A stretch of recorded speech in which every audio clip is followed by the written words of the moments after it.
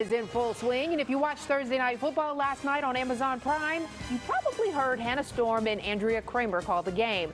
This is their fourth year together in the booth as the first female pairing. Storm, who's from Oak Park, told me this has been a dream come true for her.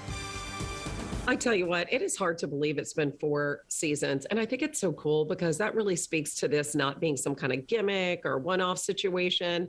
You know, the longevity is so important in Amazon's commitment to having 2 women call football and do it season after season after season.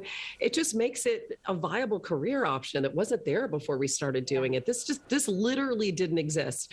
And so I think that young women watching, I hope, are super inspired and young men as well to understand that, you know, women can break down a football game and that it's there for everybody. Sports is there for all of us, regardless of gender, where we come from. It really is something that I think people across the world are passionate about. And by the way, we are global too. So people across the world are listening to this broadcast. Isn't that amazing? Do you think you guys bring a different perspective to the game, or is it just bring a different voice? I think it's really, I think it's really, if you're really good, I think, at what you do and you're really confident in yourself, I think you should always bring a unique perspective, right? Mm-hmm. So I don't know that we bring a different perspective because we're women. I just think we're very comfortable in our own skin with what we know, with what we don't know. Andrea's in the Hall of Fame in the NFL, by the way, for those that don't know. And she makes calls all week and talks to coaches and whatnot. And I do think that we have a lot of insight into the game. And I think that we're confident in being ourselves and understanding that our voices matter and using those voices. Well, you definitely, in my book, A plus game. So no question about it at all. But I do have a question for you about what is going on here in Chicago with the quarterback situation. Are you in the Justin Fields? Why don't you tell me? I don't know either. I was hoping you had some insight on this. Justin Fields, listen, Andy Dalton, Nick Foles, what's going on? Listen.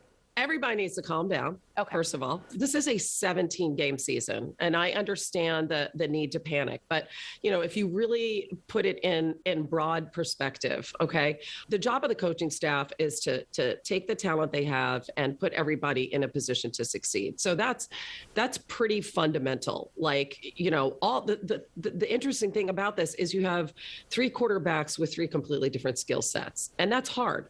That can work in your favor or it cannot work in your favor. So, you know, you can't take one system. It's not one size fits all there, right? So right. That's the first thing. The second thing is the rookie quarterbacks are not winning. Okay. So, you know, to have these expectations that a rookie is going to walk into a situation, no matter how talented they are, and that just because of the presence of this kid that everybody is so enthusiastic about, that all of a sudden you're going to win football games, that's just not realistic. And it's not happening anywhere. So, man, listen, I'm from Oak Park. I love Chicago. I love the Bears.